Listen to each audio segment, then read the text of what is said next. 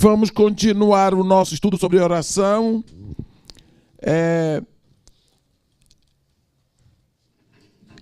Procurando o livro o Evangelho de Jesus Cristo segundo Lucas, no capítulo 22. Obrigada. Lucas, capítulo 22. Vamos começar a leitura no versículo 39. E saindo foi, como de costume, para o Monte das Oliveiras. E os discípulos a acompanharam. Chegando ao lugar escolhido, Jesus lhes disse: orai para que não entreis em tentação. Ele, por sua vez, se afastou cerca de um tiro de pedra e de joelhos orava, dizendo: Pai, se queres, passa de mim este cálice. Contudo, não se faça a minha vontade, e sim a tua. Então lhe apareceu um anjo do céu que o confortava. E estando em agonia, orava mais intensamente. E aconteceu que o seu suor se tornou como gotas de sangue caindo sobre a terra. Levantando-se da oração, foi ter com os discípulos e os achou dormindo de tristeza e disse-lhes: por que estáis dormindo?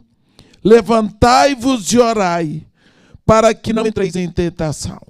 Amém. Os irmãos podem se assentar. Antes de começarmos de continuarmos o nosso assunto sobre oração, aqui tem um momento em que as pessoas às vezes me perguntam: irmão, dizem que Jesus foi para o Getsemane, mas aqui está dizendo que ele foi para o Monte das Oliveiras. Para nós que somos brasileiros, isso é muito difícil, porque quando nós pensamos monte, é monte. Mas lá em Israel os montes são morrinhos, né? Então você tem o Monte das Oliveiras, tem outro morrinho assim, que é o monte, que é o jardim do Getsemane. Não tem problema se a Bíblia em Mateus diz que Jesus foi para o Monte das Oliveiras. Meus irmãos, não faz muita diferença, não. É um morrinho daqui maior, um morrinho menor, mas são morrinhos para nós que somos brasileiros. Mas o pessoal de lá é monte mesmo. Mas nós estamos falando sobre oração e ontem nós falamos a respeito do assunto oração. Mas hoje eu gostaria de entrar nas 3 áreas de oração: comunhão, petição e intercessão. Vamos ver aqui Jesus orando. Ele diz: Pai, se queres, passa de mim este cálice, contudo não se faça a minha vontade, mas sim a tua. Então, aqui nós vemos um princípio bem claro. Jesus Cristo está sofrendo para ter que tomar um cálice que ele não quer, porque é um cálice mortal. É o cálice do pecado e do afastamento de Deus. Mas ele pede ao Pai e ele tem certeza que tudo está na dependência do Pai. Se queres, tu podes resolver isso de outra forma. Eu estou te pedindo, se for possível, afasta de mim, mas não se faça a minha vontade e sim a tua. Então, nós vemos aqui um princípio de oração. É colocando Deus como Pai, mas como Deus. Deus é Pai, mas Deus é Deus. Deus é Pai, mas é soberano. Deus é Pai, mas é monarca. Deus é Pai, mas eu sou filho. Eu faço as coisas de acordo com a vontade do meu Pai. Depois que apareceu aí um livro que foi traduzido para o português, chamado A Autoridade do Crente, do Kenneth Hagin, não tenho nada contra o livro, mas Kenneth Hagin é tão veemente a respeito do que Jesus Cristo deixou para nós, e ele está certo. Mas muitas pessoas recebem essa graça com muita autoridade e passam a ter muita autoridade diante de Deus e se humilham diante do diabo, quando deve ser o contrário. Diante de Deus é humildade, diante de Satanás, diante do pecado é autoridade. Você vê que Jesus Cristo, chamando a Deus de Pai, Pai, se queres, afasta de mim esse cálice, mas não seja feita a minha vontade, e sim a tua. Em outras palavras, a tua vontade é superior à minha.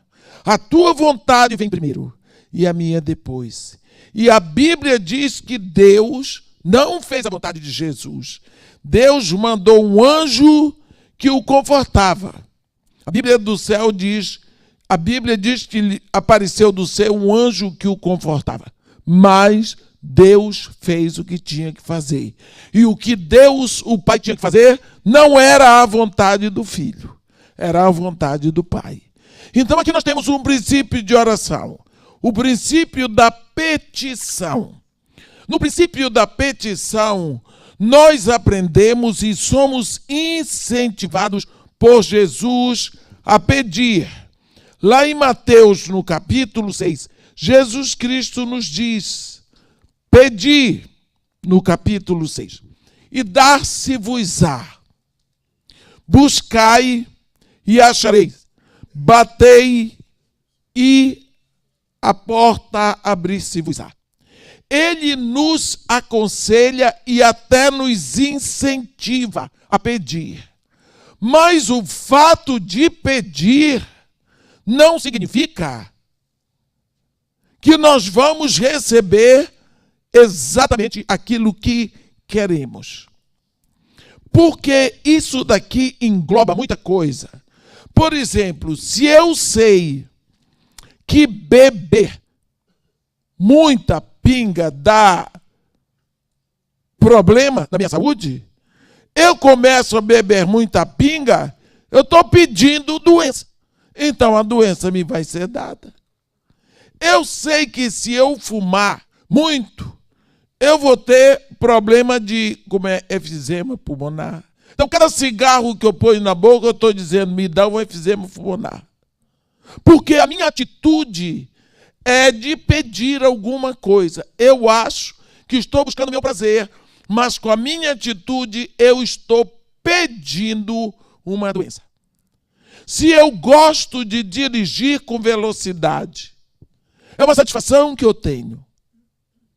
Mas eu estou pedindo um acidente.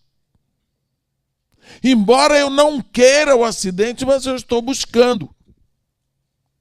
Quando Jesus Cristo diz pedir e dar-se-vos-á, significa pedir do modo certo.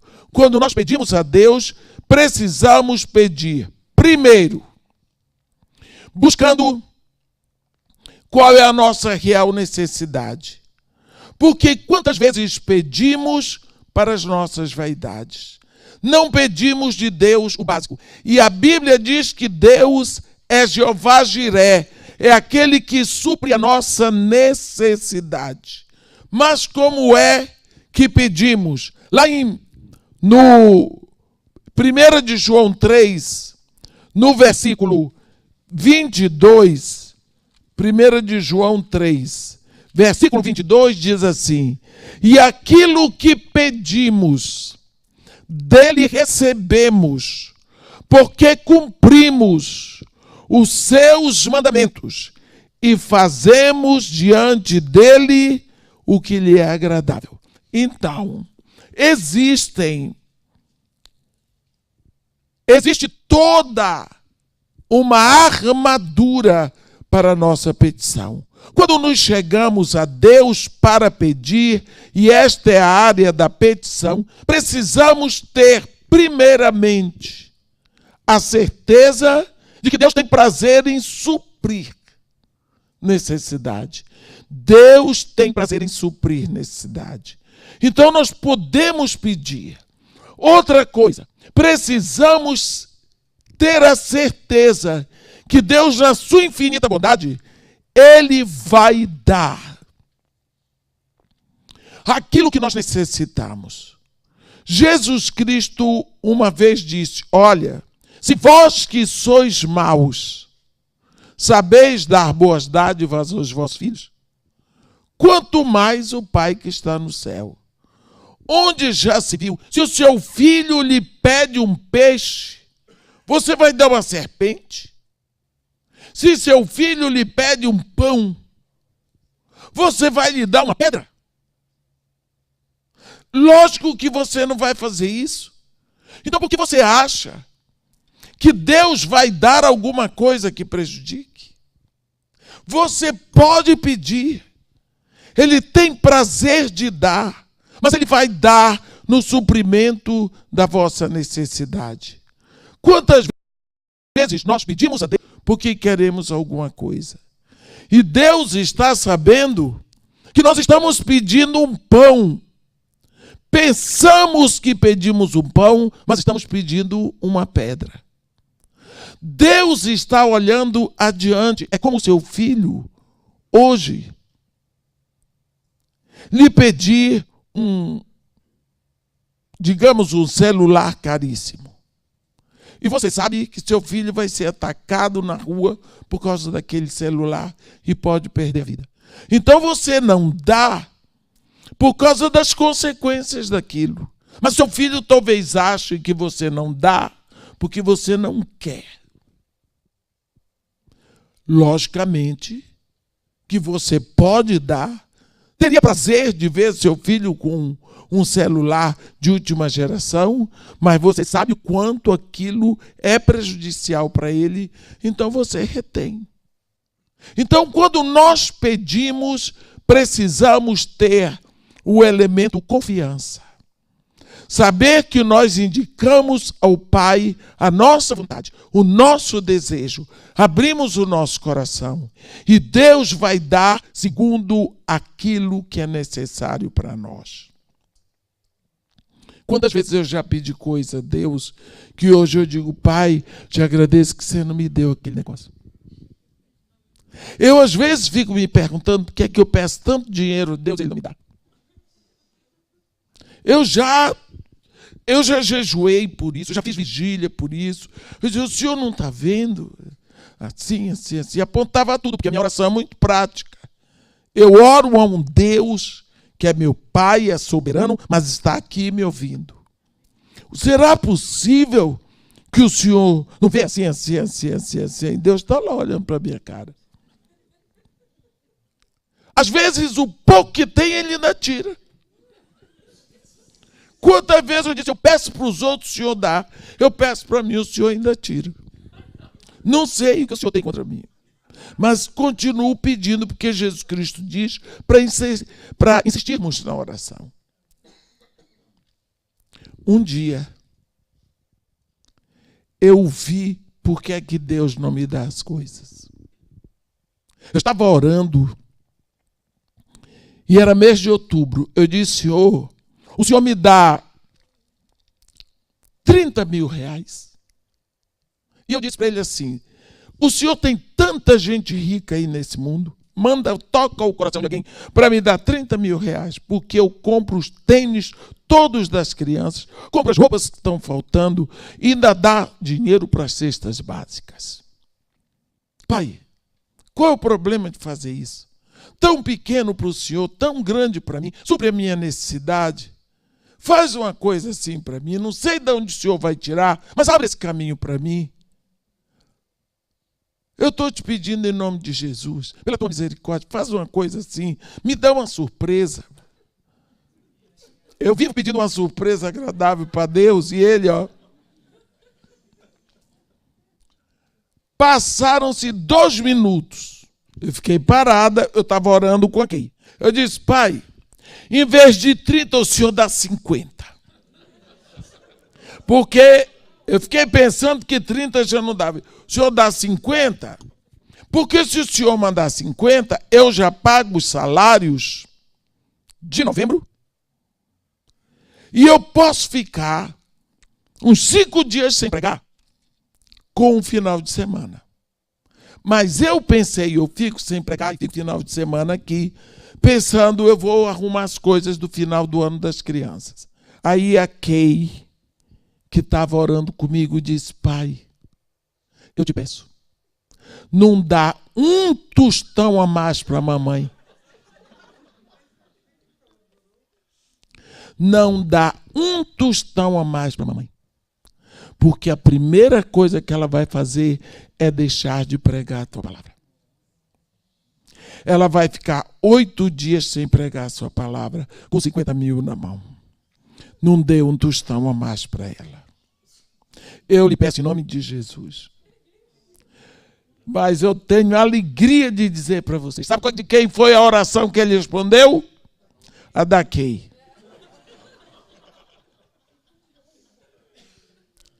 Eu entendi que dinheiro na minha mão não presta. Eu entendi que eu sou um perigo com dinheiro na mão. Eu entendi que Deus não me dá dinheiro porque Ele me conhece. Ele me conhece, mas Ele me dá trabalho. Ele me dá emprego. Pronto. Olha, ninguém conhece melhor você do que Deus. E Ele sabe quando é que um pão na sua mão vira uma serpente. Ele sabe quando é que um pão na sua mão vira uma pedra. Ele entende quando é que um peixe na sua mão vira uma serpente. Ele sabe disso. Então, muitas vezes, você pede e você diz assim: pai, eu estou te pedindo porque eu quero, porque eu preciso. Deus, Ele supre a sua necessidade e não a sua vaidade. Ele não lhe dá aquilo que você quer. Ele não lhe dá aquilo que você merece, graças a Deus. Ele lhe dá o que você precisa. E esse é o princípio da petição. Quando formos pedir, nós precisamos saber dizer: pai, eu estou expondo diante de ti a necessidade que eu conheço. Eu estou expondo para o Senhor que eu preciso disso, por causa disso, daquilo. Mas eu estou lhe pedindo que o Senhor faça a sua vontade. Aqui, pastor, bota aqui. A sua vontade soberana sobre a minha. O Senhor faça o que é bom de acordo com o seu querer. Mas, se for possível, responda positivamente a minha oração, porque eu preciso. Olha como Jesus orou. O Senhor, se o Senhor quiser, o Senhor passa de mim esse cálice, mas que não seja feita a minha vontade, mas sim a sua. Eu quero pedir, eu peço de acordo com a sua vontade e não com a minha. Esse é o primeiro pedido. Jesus Cristo diz, e João diz: aquilo que pedimos, dele recebemos, porque cumprimos o seu mandamento e fazemos diante dele o que lhe é agradável. Vamos parar um pouquinho aqui. Porque quando nós lemos Hebreus 12, no versículo 28, o autor de Hebreus diz assim: tendo nós recebido um reino inabalável, retenhamos, pois, a graça pela qual sirvamos a Deus de modo agradável, com reverência e santo temor. Porque o nosso Deus é fogo consumidor. Isso já vem no versículo 29. Porque façamos diante dele aquilo que lhe é agradável. Retenhamos a graça pela qual sirvamos a Deus, de modo agradável a Ele. Isso é um princípio de comunhão. É vivermos e procurarmos viver de modo agradável a Deus. Não tem uma coisa pior do que você passar um dia com uma pessoa que se comporta mal. Gente que xinga, que diz palavrão, que fala imoralidade, que só diz bobagem, que se comporta mal. É horrível. Agora pensa, Como é agradável você viver com pessoas educadas, pessoas que sabem se comportar, pessoas que sabem falar, pessoas que trazem assuntos agradáveis. A Bíblia diz que uma vez que nós somos servos de Deus, nós devemos servi-lo de modo agradável a Ele. O que significa que nós precisamos ter uma consciência contínua de: será que eu estou agradando a Deus? Será que eu estou agradando a Deus? Será que a minha vida está sendo agradável a Deus? Eu tenho uma visão, e a minha visão é minha, mas isso tem me ajudado muito. Eu sempre me vejo como se eu estivesse no Maracanã. Pensa bem. É num Fla-Flu. De um lado, toda a torcida do Flamengo. Do outro, toda a torcida do Fluminense. E eu tenho no meio do campo uma bola para chutar que vai fazer um gol. Eu posso chutar e fazer um gol na trave do Flamengo ou na trave do Fluminense.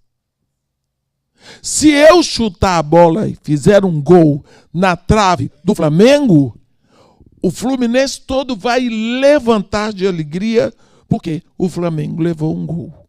Mas eu posso fazer a mesma coisa na trave do Fluminense. As duas torcidas estão em pé, esperando a minha decisão. Quem é que vai se alegrar? Quem é que vai se envergonhar? Vocês podem ter certeza, meus irmãos, que só tem dois reinos. O reino da luz, o império das trevas. Nós estamos o tempo todo tendo que decidir aonde nós vamos derrotar. Quem vai sair derrotado? E quantas vezes nós envergonhamos o nosso Pai? Nós envergonhamos. Envergonhamos sim, porque nós decidimos fazer aquilo que não é do agrado do nosso Pai. Decidimos pelo que Deus não quer que façamos. Então, nessa hora, nós envergonhamos o nosso Pai. Como é que eu acabo de fazer um gol a favor do inferno e vem meu Pai, que é Deus, e vem pedir a Ele uma coisa para o meu agrado? Então, nós precisamos ser um pouco só inteligentes. Não é que Deus se vingue, mas Ele nos disciplina para o nosso bem. No capítulo de Isaías 59, nós vemos uma palavra que deixa bem claro isso para nós. Isaías, no capítulo 59, está escrito assim, Deus se explicando. Eis que a mão do Senhor não está encolhida, para que não possa salvar, nem surdo o seu ouvido, para que não possa ouvir. Mas as vossas iniquidades fazem separação entre vós e o vosso Deus. E os vossos pecados encobrem o seu rosto de vós, para que não vos ouça. Então, aqui em Isaías 59, está falando muito porque nós temos tantas orações não respondidas. Porque tem um paredão. Mas esse paredão não foi Deus que botou, somos nós. Nós botamos um paredão chamado iniquidade, chamado pecado. E ficamos daqui miando para Deus como Deus vai ouvir. Se nós colocamos o paredão. Olhe bem.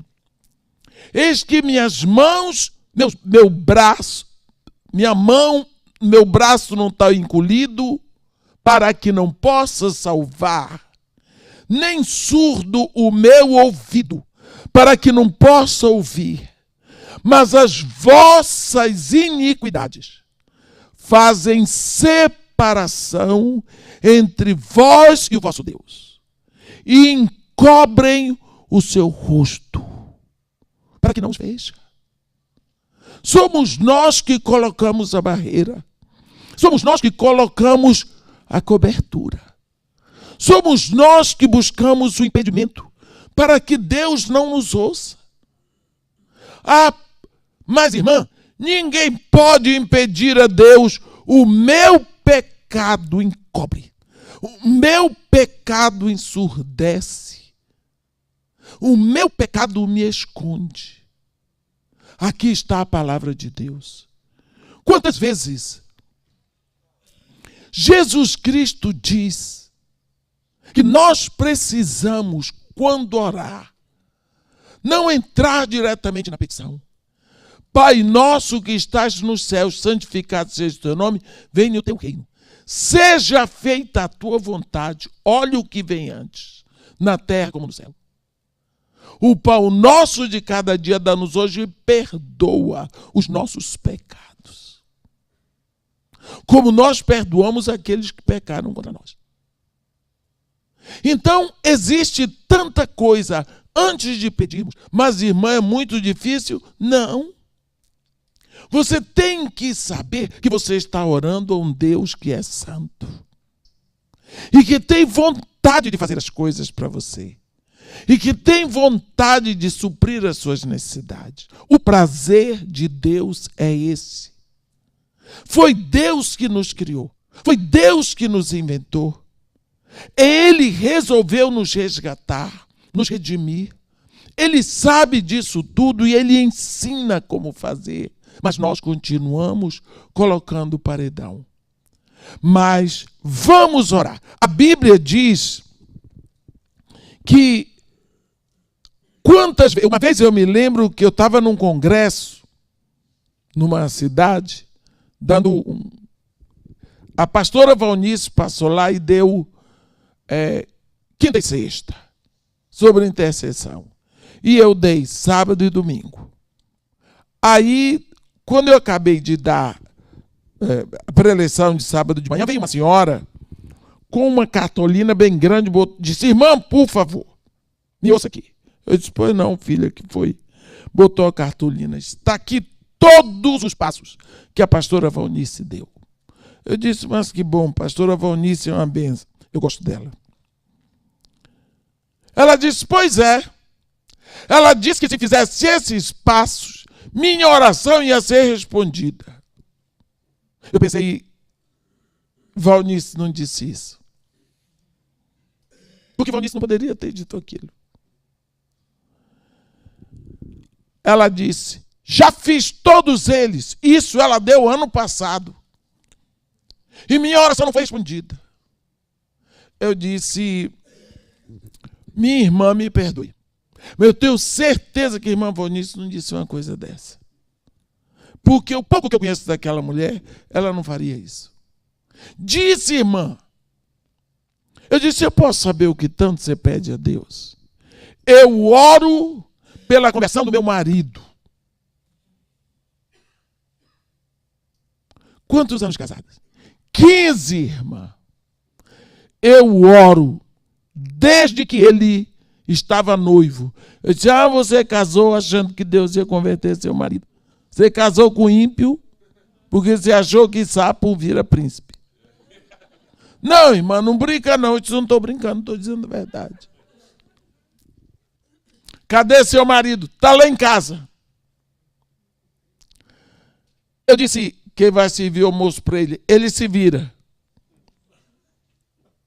Eu disse: minha filha, vou dizer uma coisa para você. Irmã Valnice está certinha. E ela deve ter dito isso. Porque sua oração já foi respondida há muito tempo. Porque seu marido ainda está em casa. Porque com uma mulher igual a você, já era para ele ter se mandado há muito tempo.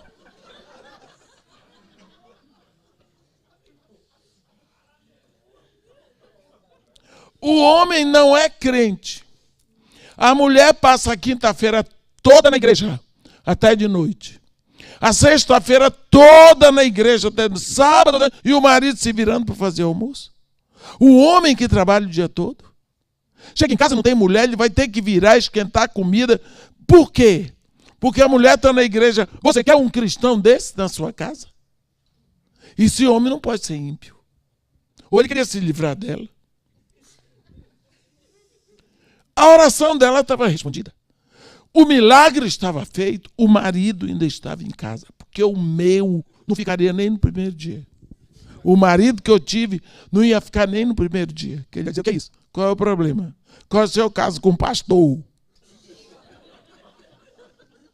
Então, quantas vezes nós estamos pedindo, às vezes as pessoas querem que eu ore, irmã, a senhora podia, por gentileza, orar por mim? Eu digo, não oro assim, não. Você me dá seu nome, você me dá o seu telefone, você me dá a sua idade. Eu oro depois. Porque às vezes a pessoa quer que eu ore pelo estômago dela. Mas o problema não é no estômago. O problema dela é infecção no ouvido. Ou às vezes é o problema no pé. E aí a pessoa quer que eu faça aquela, como é que a gente diz? Aquele discurso bonito para Deus. Que ela não soube fazer porque ela não tinha palavras bonitas. Deus está interessado na minha palavra bonita? Será que é assim que Deus quer? Quando nós nos acercamos de Deus para orar, primeira coisa nós precisamos saber é que Ele é nosso Pai. E que Ele é soberano, que Ele é Deus, que Ele é santo. Olha como Jesus chega. Pai, se queres, podes afastar de mim esse cálice. Não seja feita a minha vontade, mas a tua. Eu estou sofrendo, mas eu quero saber que a tua vontade seja feita. Primeira coisa, você tem certeza de que a sua situação já está nas mãos de Deus. Que você já colocou sob a autoridade dele. E que o que acontecer será uma ordem de Deus para você. Segunda coisa, você tem que saber que não tem paredão. Chega diante de Deus, Senhor, eu não tenho consciência de ofensa ao Senhor. Eu não fiz nada que conscientemente me diga que eu estou separada do Senhor. Mas, se a minha consciência está tão fraca, e eu acabei agindo de forma a prejudicar o meu relacionamento com o Senhor, a ofender o Senhor, a ficar separado do Senhor, eu lhe peço agora, ó Pai, pelo sangue de Jesus Cristo, que o Senhor me perdoe e desfaça a ofensa, para que eu volte a ter a comunhão com o Senhor. É isso que eu lhe peço, ó Pai, em nome de Jesus. Aí você começa a orar. Mas nunca esqueça que existem pecados ocultos. No culto judaico, o culto de 3 horas da tarde é sempre o culto, a oração por pecados ocultos. Por pecados que você não reconhece. Às vezes você acostumou tanto com aquele pecado que ele se torna quase necessário na sua vida. E você acaba cometendo pecado, achando isso não é nada demais. E que Deus não está nem interessado nisso. Cuidado. Porque temos um conhecimento assim, popular no Brasil. Água mole em pedra dura. Tanto bate até que fura. Você, olha, passar todo dia por você e dar um tapinha no ombro, primeira vez não tem problema. Segunda não tem problema. Terceira começa a lhe chatear. Na quinta vez você está correndo daquela pessoa. Mas a pessoa passar no mesmo ambiente de trabalho todos os dias por você, toda hora, e dar um tapa nas suas costas, no mínimo enche sua paciência. Mas acontece que a pessoa acostumou a dar tapa nas suas costas. Acostumou a dar tapa nas suas costas. E tinha uma igreja que eu ia. E que eu vou. E tinha uma senhora na igreja muito agradável, me chamava assim, ô negona. Olha, que negra eu sou. E foi Deus que me fez negra. Mas negona tem uma conotação que não é agradável. Ela me chamou a primeira vez, eu fui levando. Segunda. Lá um dia eu disse para ela, oi, amarelona. Que isso, irmã? Eu disse, qual é o problema? Você me diz sempre que eu sou negona. Querendo me lembrar que eu sou negra. Eu hoje estou querendo lembrar você que você é amarela. Porque branca você não é, negra você não é, mas você é amarela. E nesse momento eu peço perdão ao meu pai que está aqui, que é seu pai também, porque eu estou me vingando de você. Porque eu fui acumulando ira. E agora eu joguei tudo em cima de você. Me perdoe, irmã, pela falta de educação, mas nunca mais me chama de negona, porque o meu nome é Edmeia. A mulher não vai mais no dia que eu vou pregar.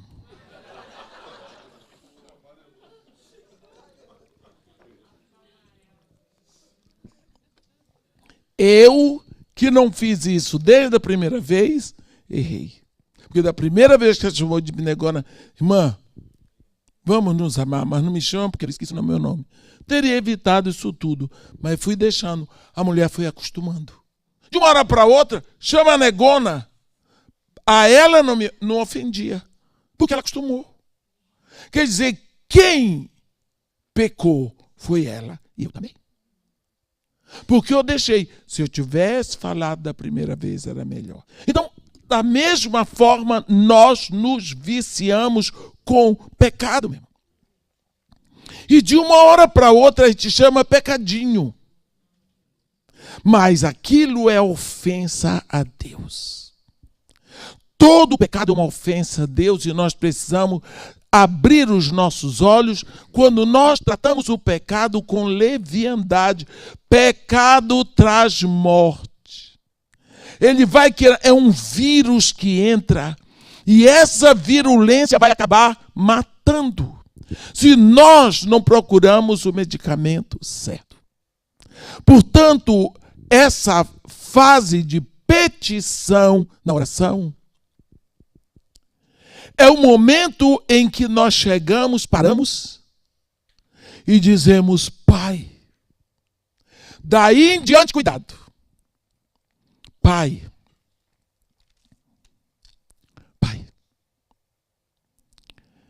eu não tenho consciência de pecado. Eu não tenho consciência de que ofendi o Senhor, de que ofendi os meus irmãos. Mas eu quero tanto não estar em pecado, para não estar separado do Senhor. Mas se existe alguma barreira, alguma coisa, se existe em mim, como diz o salmista, algum caminho mau, tira de mim agora.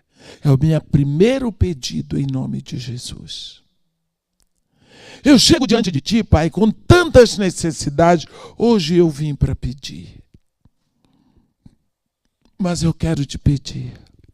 Eu vou expor as minhas necessidades para o Senhor, Pai. Mas eu sei que o Senhor só vai fazer se for bom para mim. Mas se for possível, faz. Mas faz segundo o teu coração aquilo que é melhor para mim. Mas eu estou aflita por isso. Você derrame o seu coração. Não enfeite a história, porque Deus conhece a verdade. Pai, eu estou querendo esse dinheiro, eu estou dizendo que é para comprar o caixão da minha mãe, mas minha mãe já morreu, o senhor sabe, há muitos anos, que tem lugar que o povo vive matando a mãe não sei quantas vezes, para poder ter direito ao dinheiro do caixão. Outro dia encontrei um senhor, lá no Mundial, em Copacabana, disse para mim, estou com saudade da minha cliente VIP. Eu disse para ele, hein, moço? Que história é essa cliente VIP? A senhora era a pessoa que comprava mais caixão na minha mão, não compra mais? Eu disse, o senhor aumentou muito o preço do caixão standard. Aí eu fui discutir com ele preço de caixão, dentro do supermercado. E expus minha necessidade, não foi nem para Deus, foi para ele e abaixou o preço do caixão, agora esperar o primeiro defunto, que já vai com preço abatido. Porque isso tudo eu tenho que tomar. Vocês acham, às vezes, bizarra a minha conversa, mas a minha realidade é outra. Está pensando que eu vivo na América? Acorda! Quando você chega diante de Deus para pedir, procure derrubar todo o paredão.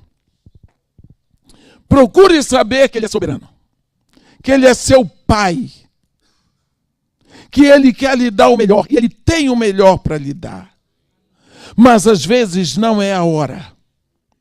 E procure levar vida agradável a Deus. Existe um momento em que você vai diante de Deus, mas você não vai pedir para você. Você vai ficar entre duas situações. É como se você ficasse entre a terra e os céus. Você fica entre. Você fica inter. Você fica no meio. Você chega diante de Deus por uma situação que às vezes nem é para você. Você vai para pedir por outra pessoa. A Bíblia diz, lá em Isaías 63, eu vou pegar Isaías porque nós já estamos aqui perto. Isaías 63, no versículo 5 e 6.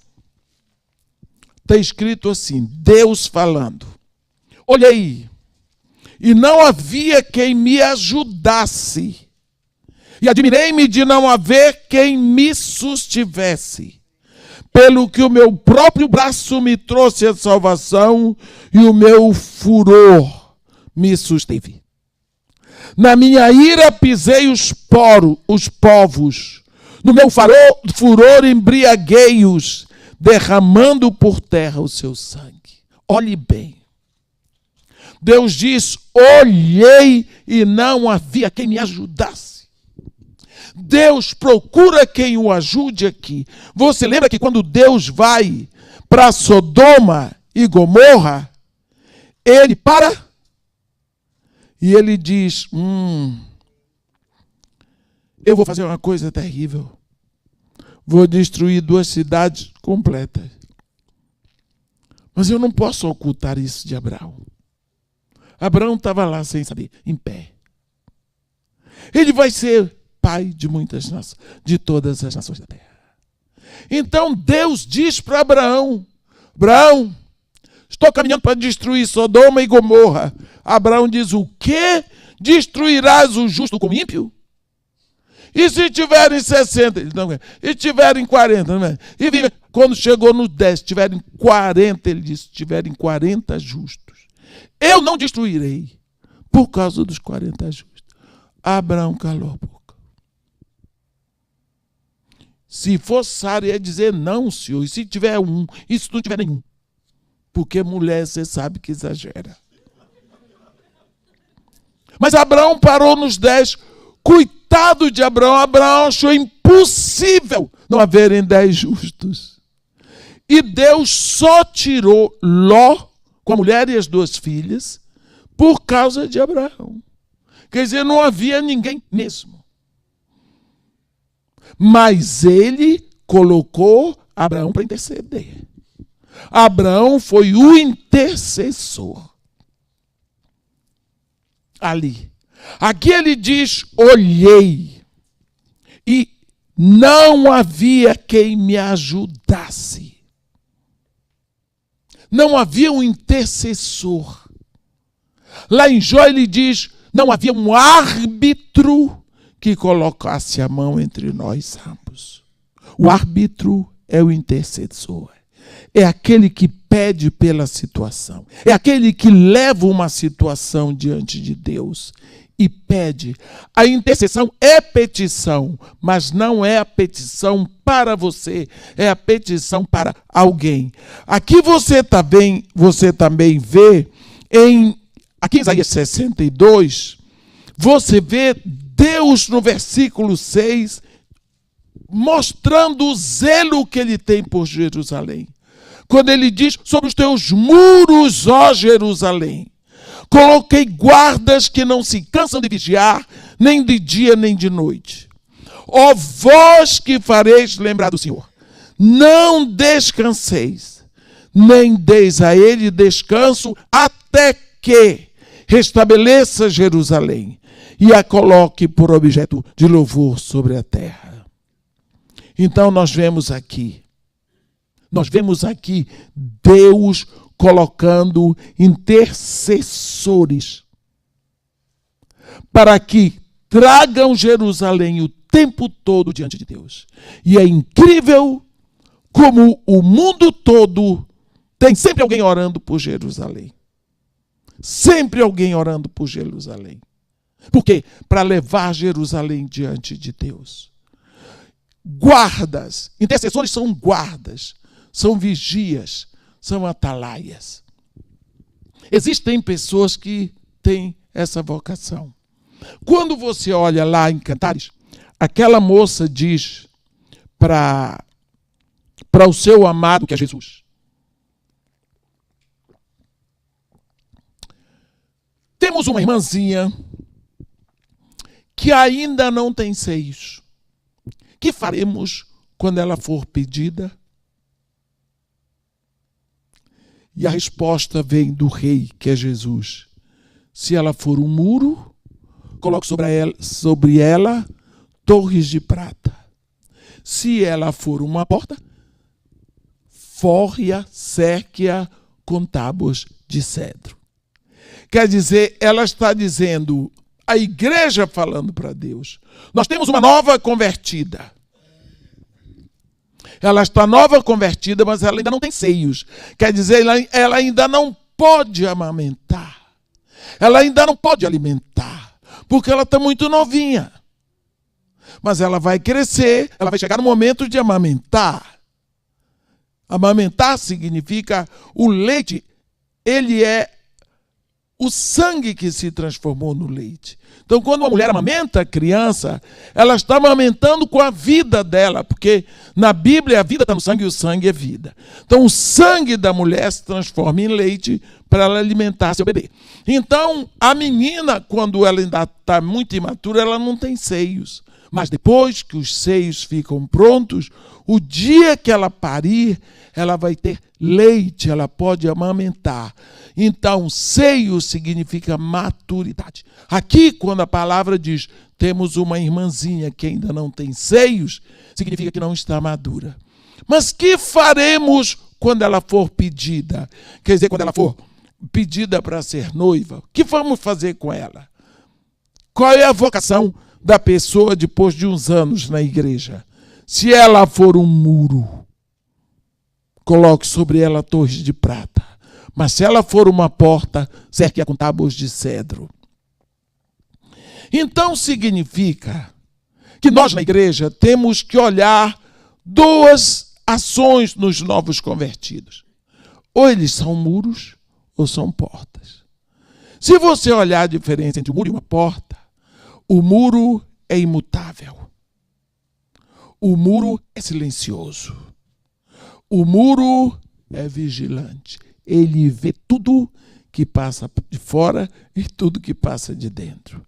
O muro sabe tudo o que acontece, dentro e fora. Mas o muro é firme e o muro não faz barulho. O muro está lá, vigilante, sossegado, firme, indicando limites. Mas ele é necessário. Já a porta não, a porta abre e fecha, abre e fecha, abre e fecha. Porta faz barulho, se não botar óleo, e bate nos outros, e a porta não está sempre em movimento. São dois tipos de pessoas. Tem aquela que é sossegada, caladinha, olha tudo, vê tudo, cuidado com gente assim. Cuidado com gente que fala pouco, que não faz barulho. Fica mais sossegada. Fulano é tão bobinho. Abre o olho.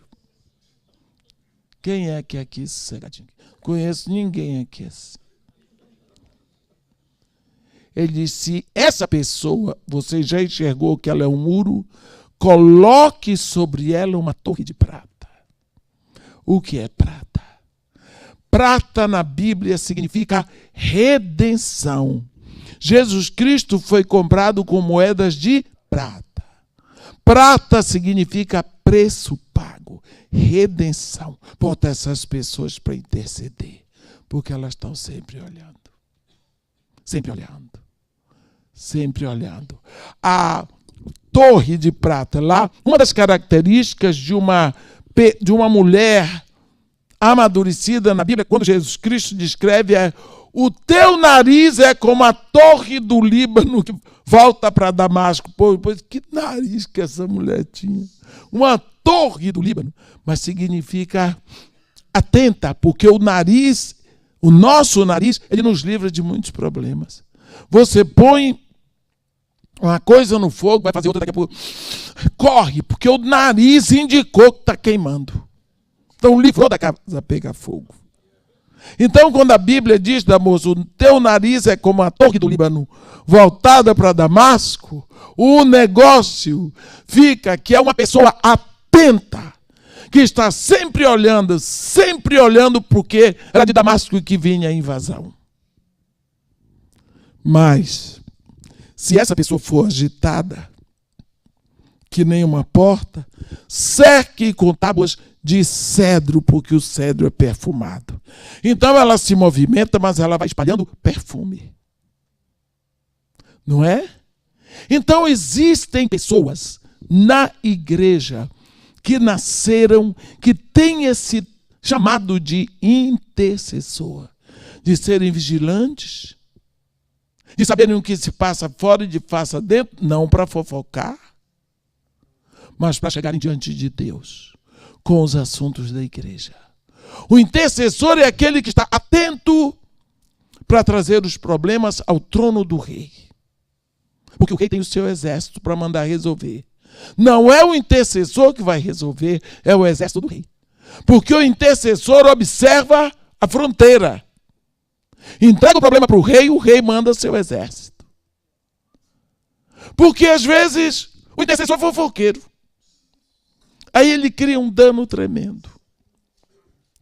Olha, chega na intercessão. Olha, vamos orar pelo pastor. Por quê? O pastor está correndo muito risco. Tive um sonho, tive uma visão. Que o pastor, nessa visão, o pastor estava em adultério com o organista.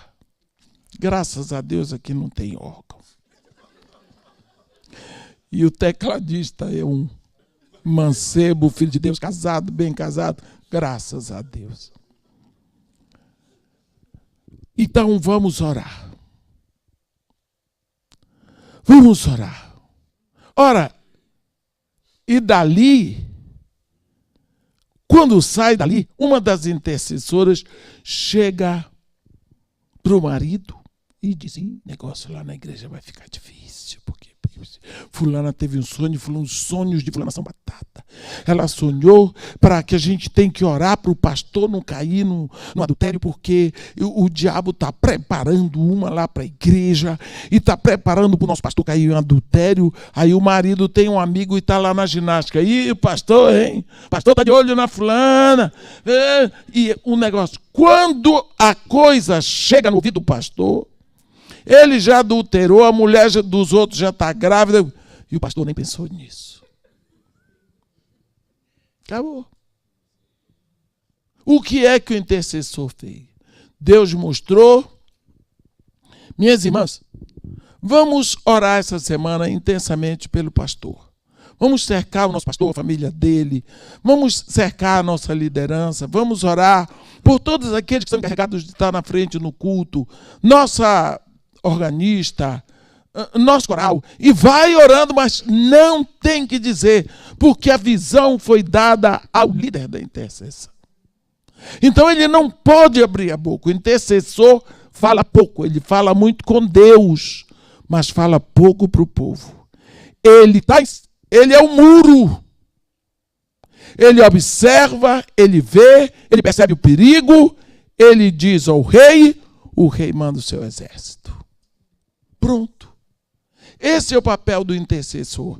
Aqui nós vemos, não apenas, nós temos Daniel no capítulo 9. Esse é o momento que as pessoas perguntam muito sobre essa intercessão de Daniel, porque Daniel não orou por si, mas orou confessando o pecado do povo. Lá, Daniel no capítulo 9, está escrito aqui. No versículo 3, diz assim: voltei o rosto ao Senhor Deus para o buscar com orações, com oração e súplicas, com jejum, pano de saco e cinza. Orei ao Senhor meu Deus, confessei e disse: ó Senhor, Deus grande e temível, que guardas a aliança e a misericórdia para com os que te amam e guardam os teus mandamentos. Temos pecado e cometido iniquidades, procedemos perversamente e fomos rebeldes, apartando-nos dos teus mandamentos e dos teus juízos. E não demos ouvidos aos teus servos, os profetas, que em teu nome falaram dos nossos reis, nossos príncipes e nossos pais, como também a todo o povo da terra. A ti, Senhor, pertence a justiça, e a nós o corar de vergonha como hoje se vê. E assim diante, presta atenção, ele vai confessando o pecado da sua nação. Ele chega diante de Deus trazendo a carga pecaminosa de toda a nação. Uma nação que deu as costas para Deus. Uma nação que se rebelou contra Deus. Uma nação que resolveu quebrar aliança com Deus. Ele sente no coração esse peso e ele traz diante de Deus. Chega lá diante de Deus, trazendo essa mala sem alça. Mas tem alça. Porque Deus vai perdoar. Agora, olha como ele chega. Ele chega primeiro com jejum, oração e humildade. Ele traz, com certeza, uma carga de 4 disciplinas bíblicas: jejum, vigília, oração e meditação. Ele chega diante de Deus, ele se prepara para esse momento. Quantas vezes nós temos que nos preparar para esse momento? Para o momento de fazer uma intercessão pela nação. Eu estive me preparando ano passado muito tempo para fazer um jejum de Jesus de 5 dias. Eu fiz, mas só Deus sabe como foi difícil. Estou tentando me preparar para começar outro agora no final de janeiro. É difícil você entrar num jejum com a vida que eu tenho. Porque para você fazer um jejum, você tem que parar. Para tudo. Desliga celular, desliga telefone. Só água e Bíblia. Água e Bíblia. E eu voltei aqui ao médico para saber como é que está a minha saúde, porque foi muito difícil. Muita dor de cabeça. Muita dor de cabeça. Parece que minha cabeça ia arrebentar. Mas eu tenho que voltar. A gente tem que se preparar com um propósito. Olha, o que se fez ano passado e o que se tem feito de intercessão no Brasil pelo nosso governo. Uma coisa nós sabemos que aconteceu. O povo criou como que uma ojeriza dos políticos com nome conhecido. Você viu que o pessoal não votou em gente conhecida. Mas isso não é suficiente. O país está contaminado. É como se estivesse canceroso, precisando de uma quimioterapia que dê certo. Nós sabemos, Deus pode fazer as coisas, mas as vossas iniquidades fazem separação entre vós e vosso Deus. E encobre o seu rosto para que não o veja. Nós continuamos lá no Brasil com a imoralidade sexual, continuamos com o roubo, continuamos com a rebeldia, continuamos com a idolatria, continuamos com um país afastado de Deus. E uma igreja que causa vergonha, para não dizer nojo. Mas, como Deus não ia destruir Sodoma e Gomorra, se tivessem 10 justos, no Brasil existem muito mais de 10 justificados no sangue de Jesus. Então nós, principalmente a igreja, precisamos nos arrepender. Porque a culpa disso tudo não está no império das trevas, está em nós, a igreja. Que a igreja não está santa como devia ser. A igreja não está brilhando a luz que devia incomodar as trevas. A igreja está envolvida em muita arrogância, muita soberba, muita busca do ter, riquezas, glórias, poder, suntuosidade. O reino do meu Pai não é deste mundo, Jesus disse. Se o meu reino fosse deste mundo, meus ministros pelejariam para que eu não fosse entregue aos judeus. O que nós vemos hoje é uma igreja que quer reinar como o mundo. Ora, o mundo jaz no maligno. Mas o que nós vemos é vergonhoso. Então nós precisamos orar, interceder. Chegamos diante de Deus como Daniel. Mas falamos sobre a petição, quando nós pedimos para nós. Falamos sobre a intercessão, quando nos colocamos entre Deus e uma situação, entre Deus e alguém. E agora, o aspecto mais global da intercessão, que é a comunhão. Por que será que Deus quer que oremos? Ora, Deus não precisa da minha oração. Eu é que preciso orar. Por quê? Lá no Salmo 115,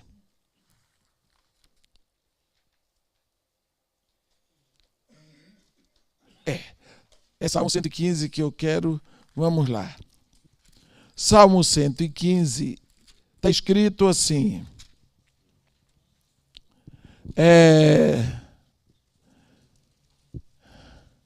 os céus são os céus do Senhor, mas a terra deu a ele os filhos dos homens. Os mortos não louvam o Senhor, nem os que descem ao silêncio. Nós, porém, bendiremos o Senhor desde agora e para todo sempre. Mas a Bíblia diz, no versículo, do versículo 1 até o versículo 7, 8, esse salmista aqui vai descrevendo os ídolos.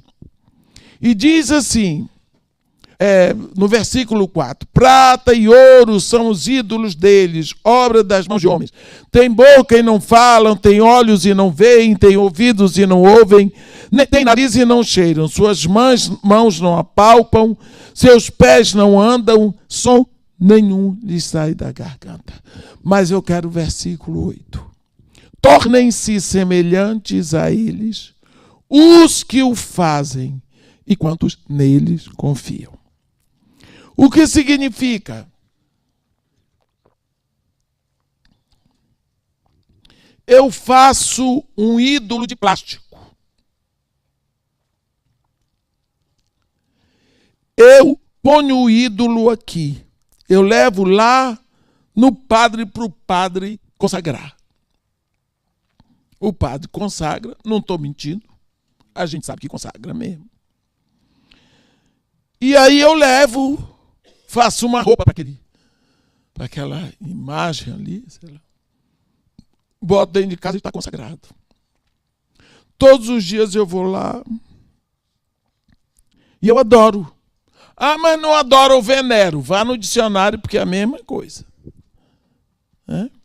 Eu venero, eu oro, eu falo com ele. A Bíblia diz assim: tornem-se semelhantes a ele, os que o fazem e quantos nele confiam. Então, se eu faço isso, mas digamos que eu não fiz, eu confio nesse ídolo, eu vou me tornando igual a ele, morto, plastificado, sem vida, pronto para ser destruído.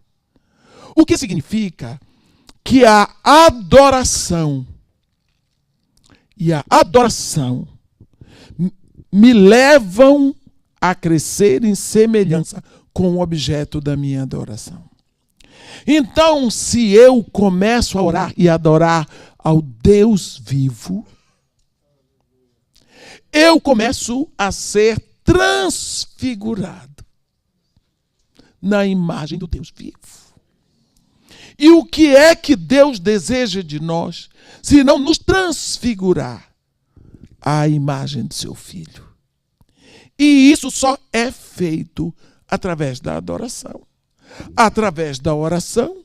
Todas as vezes que eu paro para falar com Deus, para conversar com Ele, eu vou me tornando mais parecido com Ele.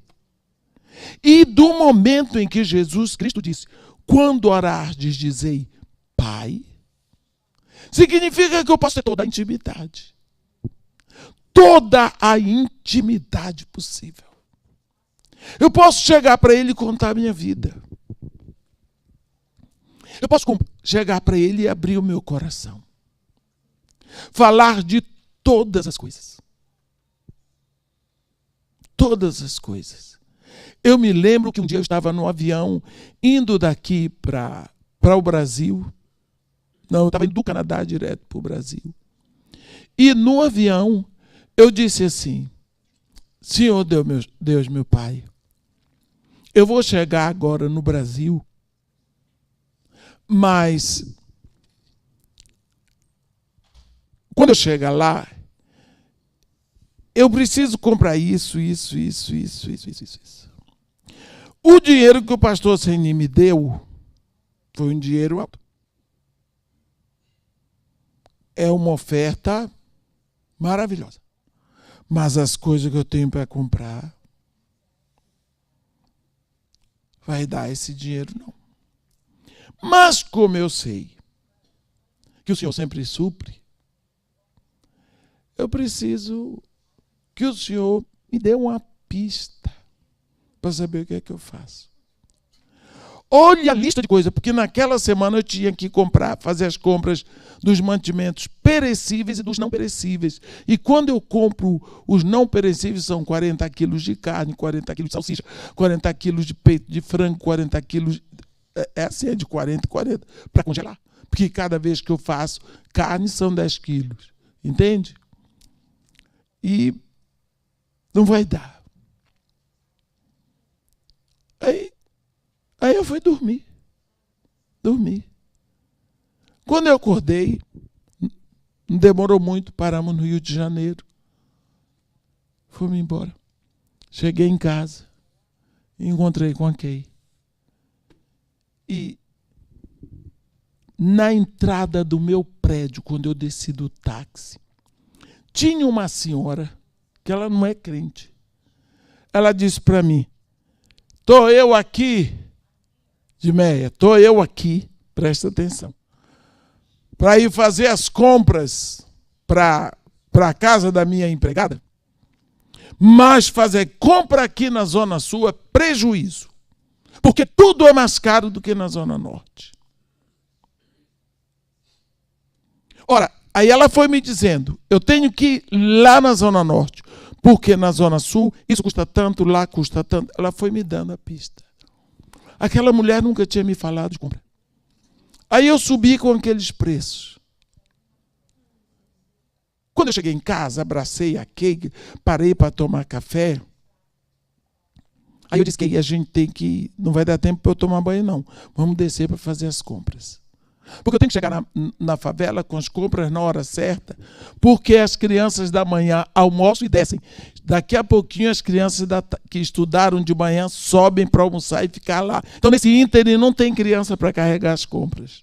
Eu vou ter que pagar gente para carregar. Então, eu tenho que chegar na hora que tem criança para ajudar. Para você ver a experiência da gente, né? Aí, sentamos para tomar café. A Kay disse assim para mim: mamãe, por que a gente não vai fazer essa compra num supermercado de um bairro mais humilde? Porque as coisas podem ser mais baratas. Eu juntei com o que a mulher falou na porta e disse: ei, papai do céu está falando comigo em alemão. Mas eu estou entendendo. Ei, senhor, eu acho que é por aqui. É que o que é? Eu disse: nada. Continua falando. E ela começou a falar. Eu disse: o único supermercado que eu sei ir é lá perto da rodoviária. Eu vou lá. Então vamos lá. Mas antes, olhe bem. Eu vou passar para comprar logo a sobremesa das crianças ali atrás da central. Aí fomos primeiro para trás da central. Fui. Só que não tinha estacionamento. Eu tive que andar para o outro quarteirão. Quando eu entro para o outro quarteirão, eu vi um supermercado. Nunca tinha visto. Era o supermercado. Eu fiz todas as compras por 60% do preço que eu ia pagar se eu fizesse lá na Zona Sul. Que tal? Aí Jesus olhou para a minha cara e disse: fui eu que não dei o dinheiro ou você que não sabe comprar? Nós precisamos ter responsabilidade como gastamos o dinheiro. E quando foi de noite, eu disse: Senhor Jesus, o Senhor é fora de série. O Senhor sabe até onde tem comida mais barata. E aí eu aprendi que eu devia procurar os lugares mais baratos. Porque eu comprava tudo ali. Era o meu hábito. Resultado: hoje eu estou indo fazer compra de tênis lá no Brás. Compro todos os tênis das crianças no Brás. Tem uma moça lá, Estael, com o marido dela, Sato, que depois eles mandam para mim.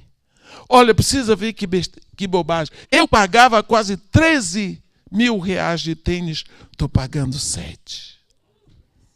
Olha. Aí você vê que a nega fica feliz. Eu estou comprando as coisas boas, gastando menos. O que é isso? À medida que você ora, você vai começando a perceber o modo como Deus se move. Às vezes você está chorando por uma coisa que Ele já lhe deu. Tornem-se semelhante a Ele os que o fazem e os que nele confiam. À medida que você ora a esse Deus vivo, você vai se tornando parecida com Ele. Deus tem prazer. Quando Deus indica o primeiro profeta na Bíblia, Ele indica pela oração.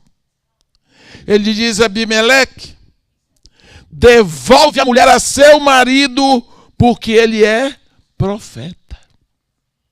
E ele intercederá por ti, tu viverás. Se, porém, não lhe a devolveres, sabe que morrerás tu e toda a tua casa. Olhe Deus dizendo aqui que Abraão orava. Abraão orava. Abraão orava. Ele era intercessor. Deus diz: ele intercederá por ti. E tu viverás. Quer dizer, eu vou fazer o que meu intercessor me pedir.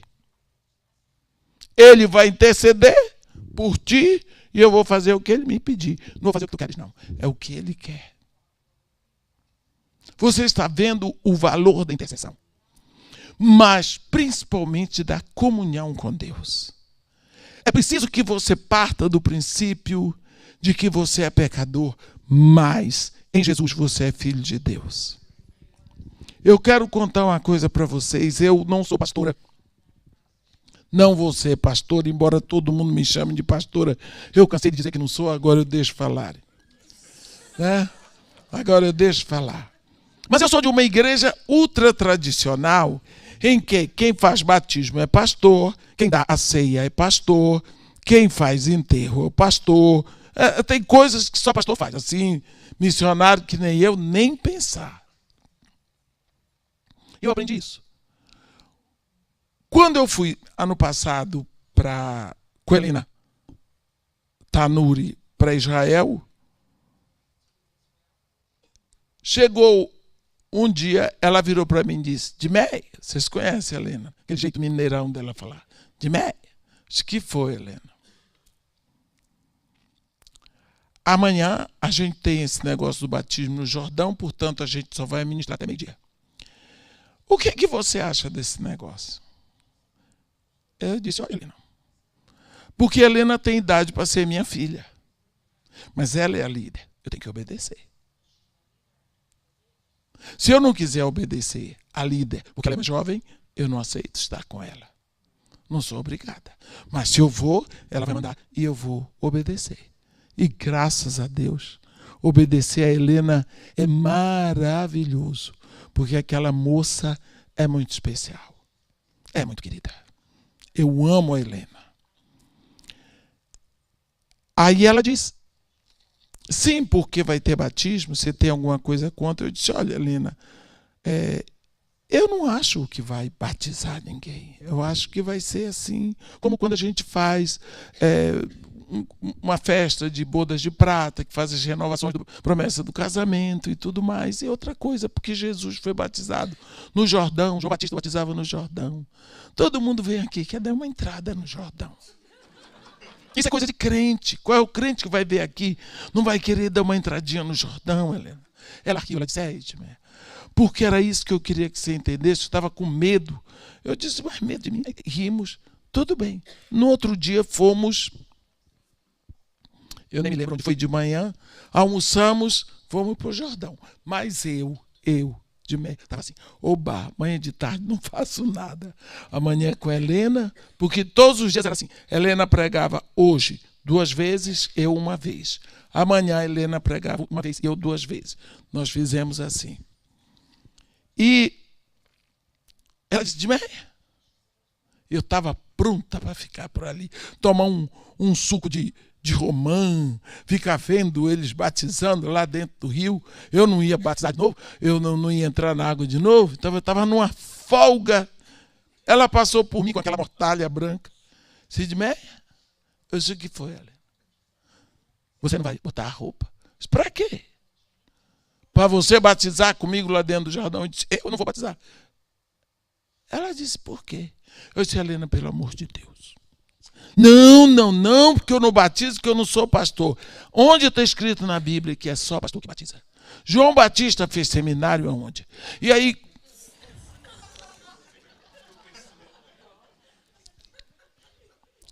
eu olhei para a cara de Helena, me deu tanta raiva.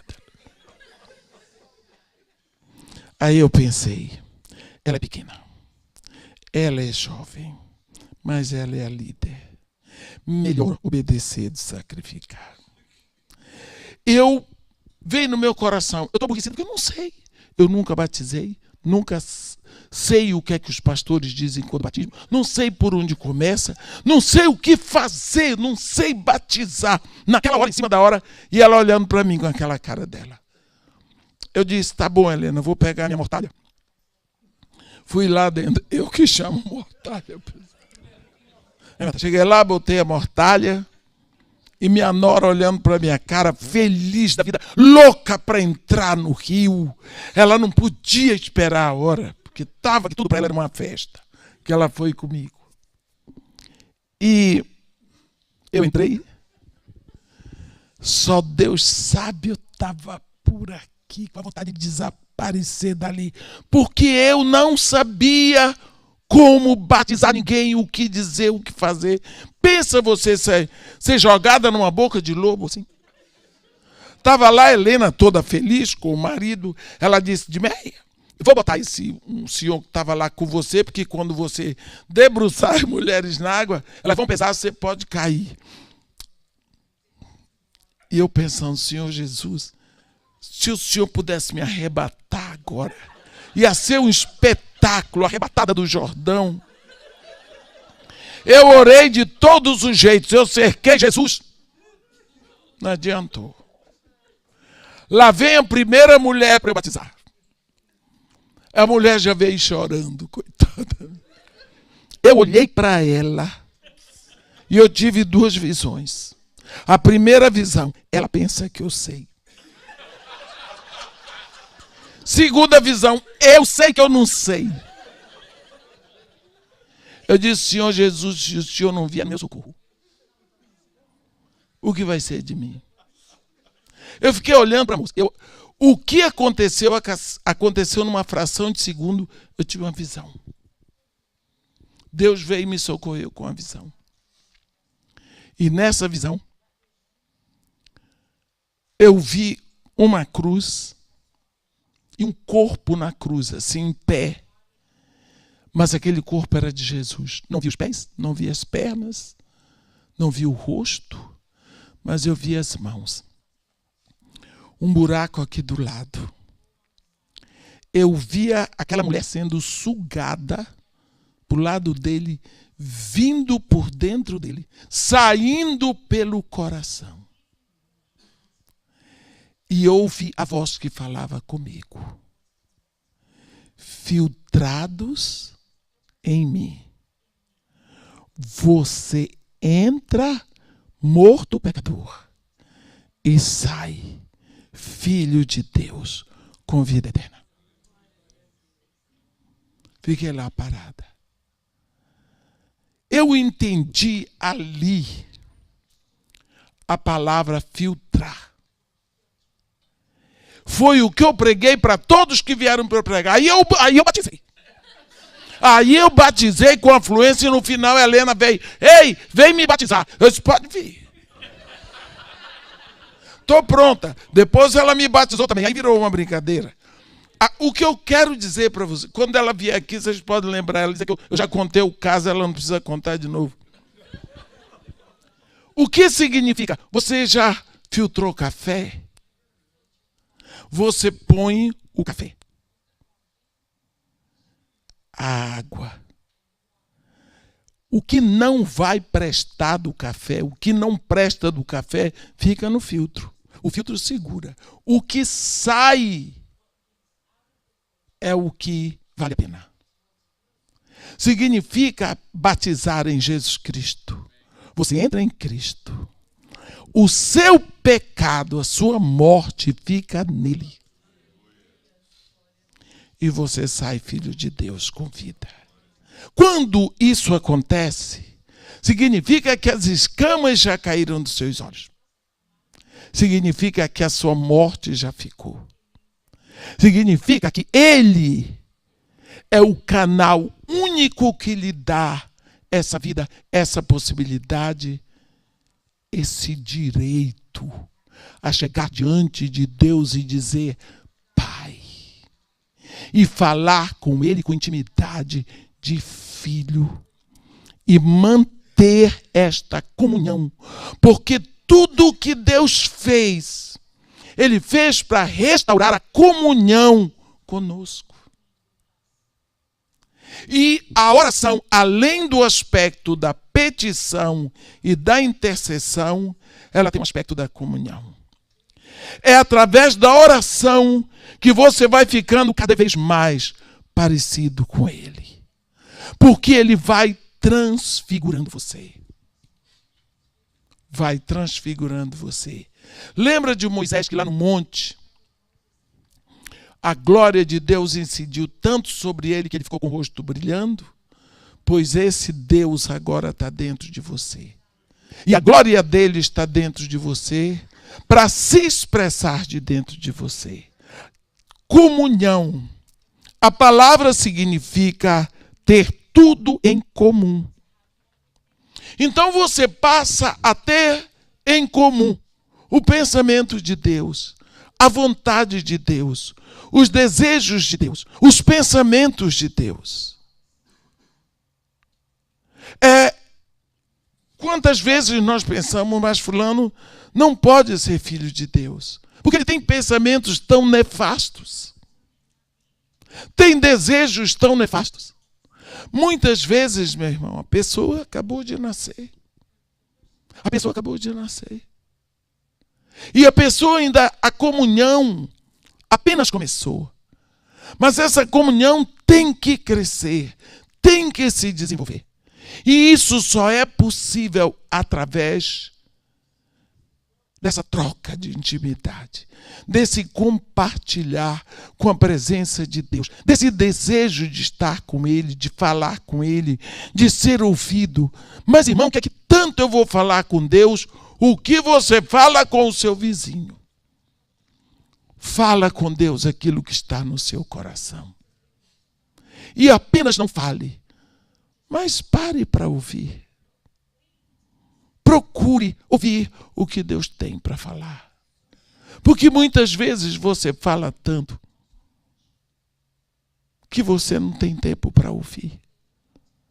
Quantas pessoas chegam diante de Deus e fazem aquela oração esperta e depois dizem em nome de Jesus, amém, e vão embora. Ele diz, aí eu não vou falar.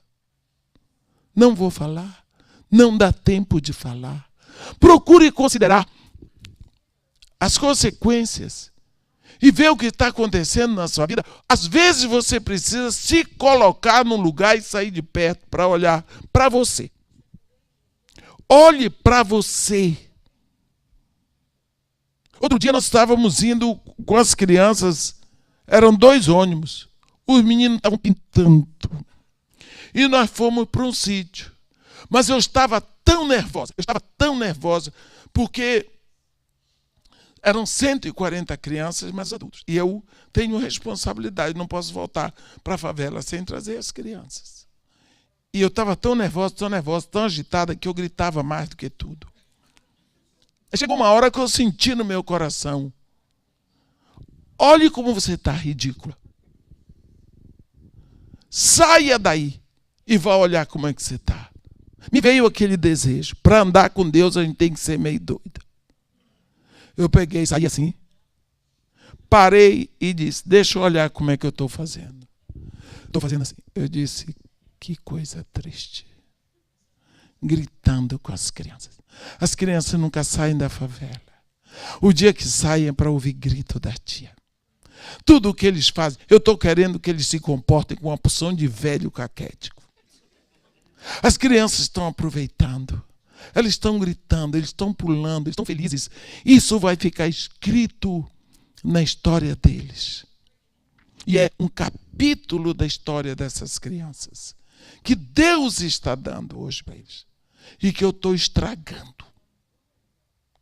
Eu disse, Senhor Jesus, me perdoe. Me perdoe. Porque eu estava querendo, sem saber, jogar areia na sua sopa. Porque o Senhor quer se divertir com as crianças. Então agora eu só quero lhe dizer o seguinte. Eu vou descansar com essas crianças nas suas mãos. Porque eu sei que o Senhor já ordenou anjos e anjos e anjos. Aí eu entrei na festa. Eles até se assustaram. Eu disse, eu não quero confusão. Mas da agora em diante, a tia não vai mais brigar, a tia não vai mais gritar, porque eu estou igual a uma velha. Eu não quero brigar, mas estou preocupado. Falei com eles, olha, foi um dia maravilhoso. Maravilhoso. Eu aprendi que quando eu tiro as crianças, é para eles aproveitarem. Não é para eu estar gritando, preocupada, alucinada. Então nós precisamos aproveitar e ver que Deus está ali naquela situação. Se nós procurarmos ver a Deus em todas as situações e falar com Ele onde quer que estejamos, aí nós estamos em comunhão. Você não começa a orar quando você para e diga assim, você começa a orar de manhã. Quando você acorda e diz, ei, louvado seja o teu nome, Pai querido que está nos céus. Obrigado, que noite boa. Aí você começou a sua oração. Fale com seu Pai durante o dia todo. Fale com seu pai o dia todo. Tenha um estilo de vida de oração.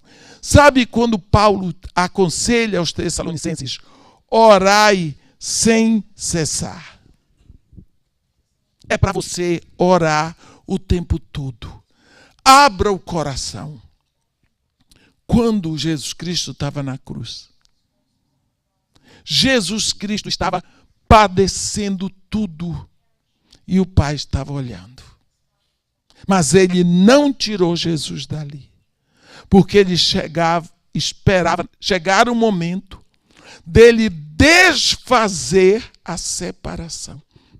Porque desde Adão, todos os homens estavam impedidos de chegar a ele. Mas agora, através do corpo rasgado de Jesus, que era o véu, os homens teriam acesso. E no momento em que Jesus expirou lá na cruz, a Bíblia diz que uma mão invisível foi ao santo lugar, rasgou de cima para baixo. Não foi de baixo para cima, hein?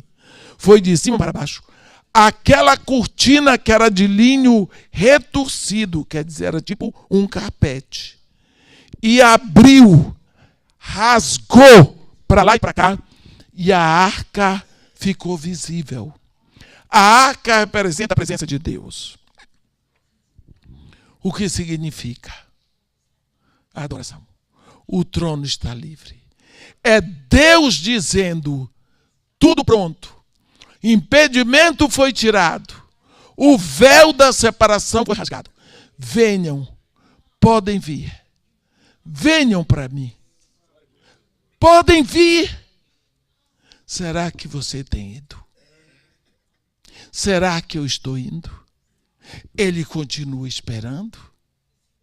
Ele continua esperando. O nosso lugar está lá. Como?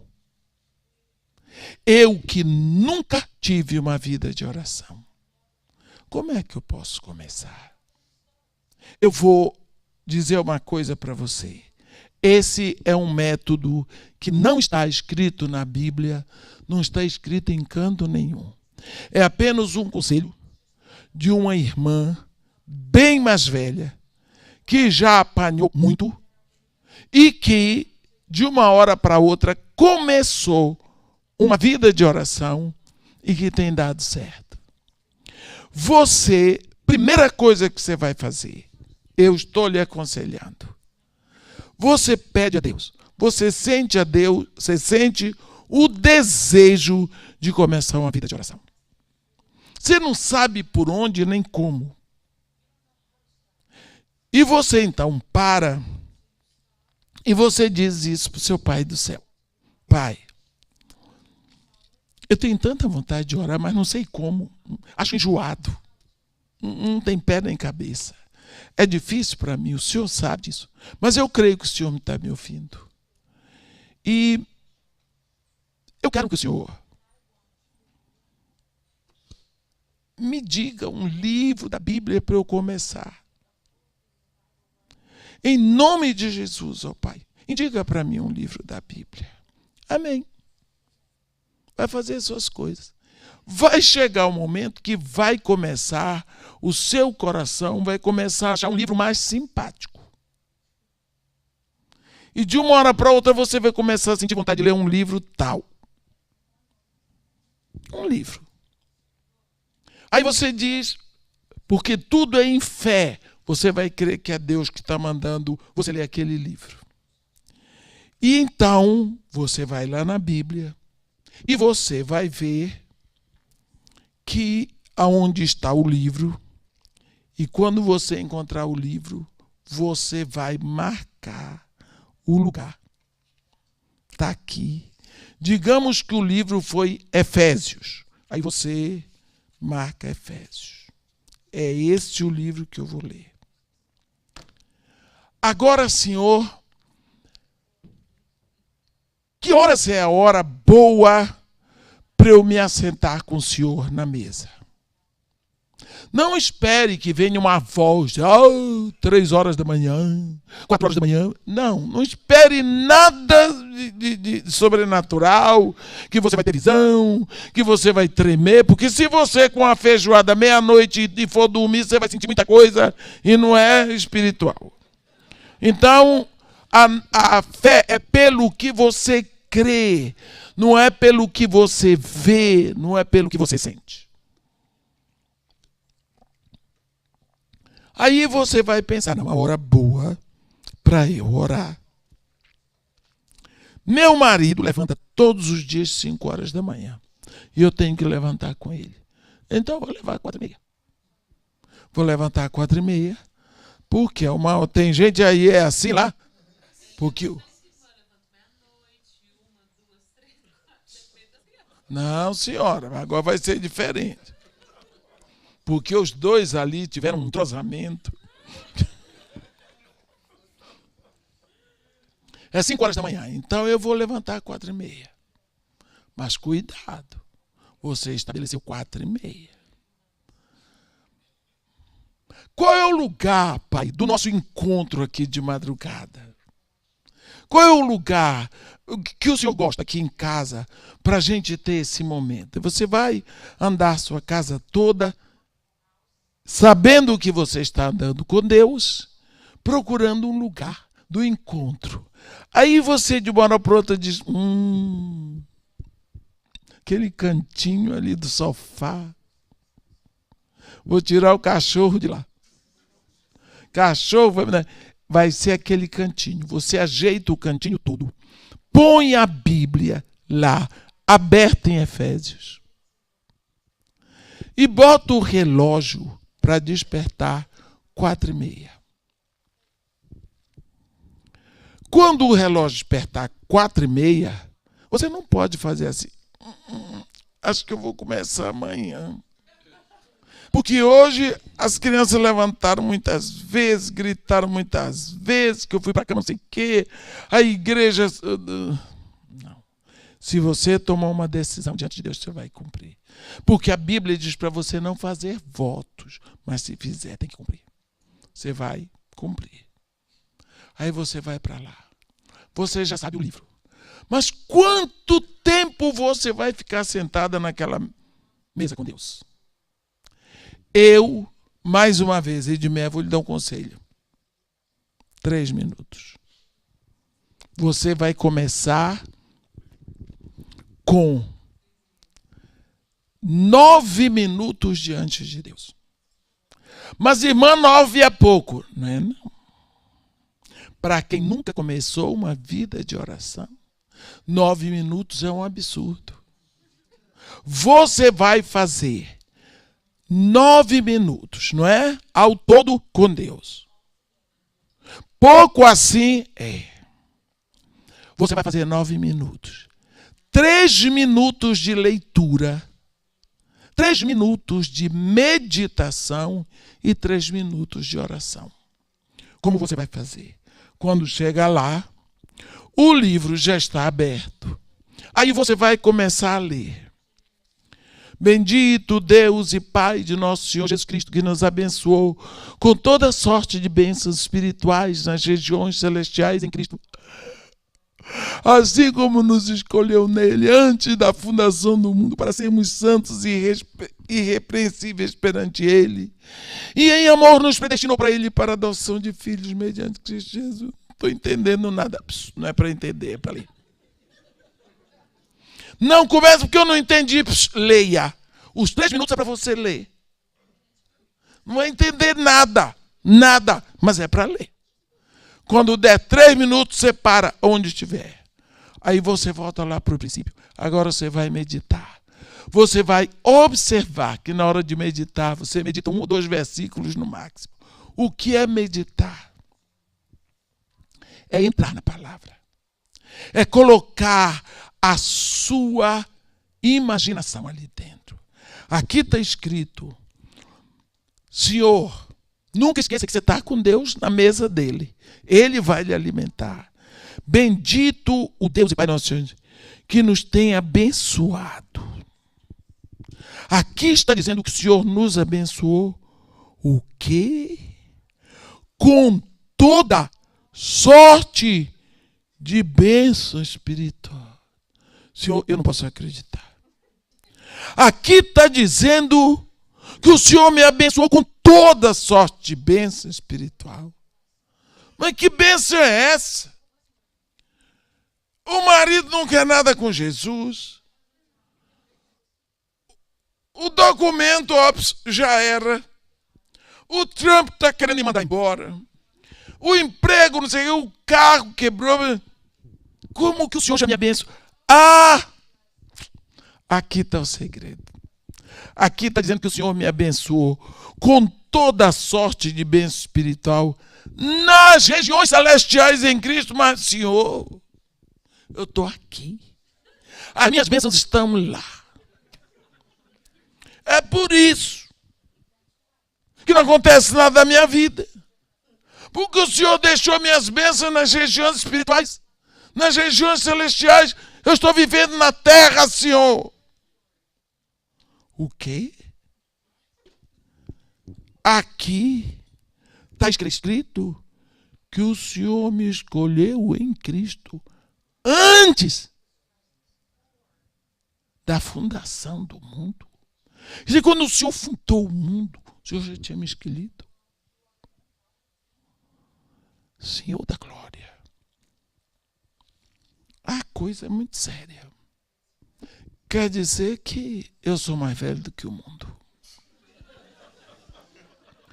Quando você pensa os 3 minutos, você meditou. Agora você vai orar em cima do que você leu e meditou. Você vai orar. Agora vem a oração.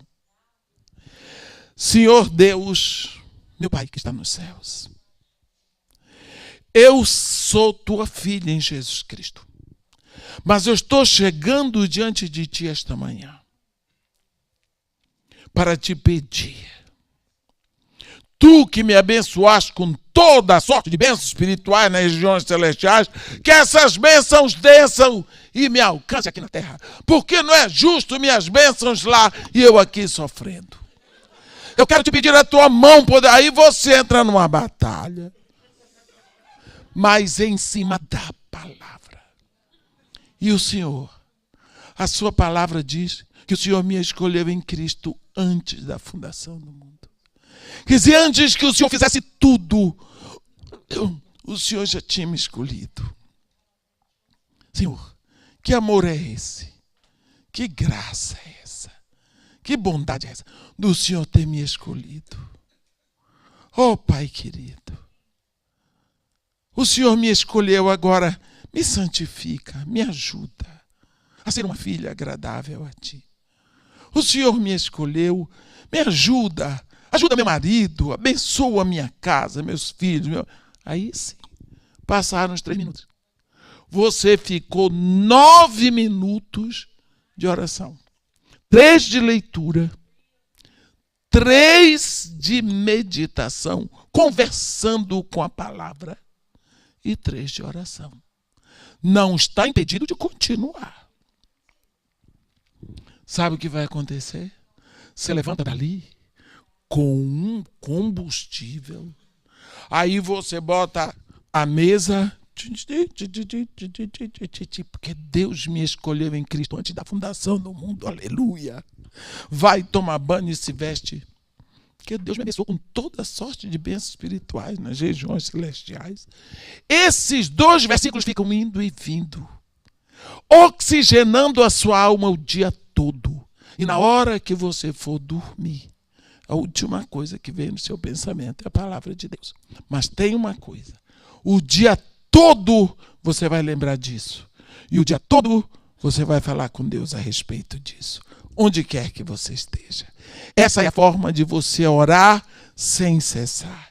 Essa é a forma de você estar em comunhão com Deus todo o tempo. Esse é o meio de você estar conectado ao Altíssimo. Competição, intercessão, comunhão, fazendo tudo de modo agradável a Deus. Amém?